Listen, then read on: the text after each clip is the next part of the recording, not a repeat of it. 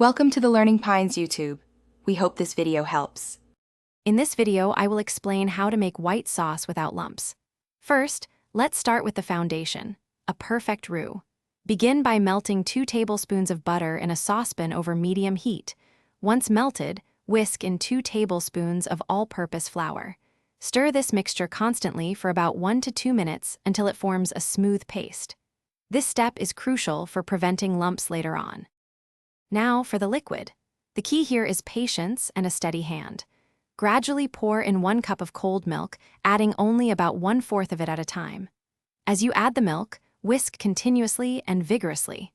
Make sure each small addition is fully incorporated into the roux before you add the next portion.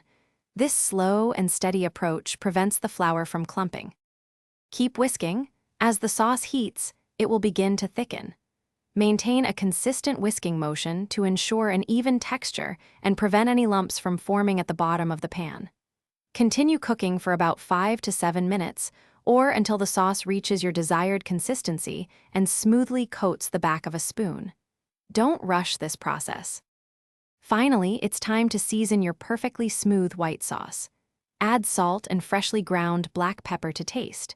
For an extra layer of flavor, a small pinch of nutmeg works wonderfully. Give it one last good whisk, and your lump-free white sauce is ready to enjoy. Use it in casseroles, gratins, or as a base for other delicious sauces.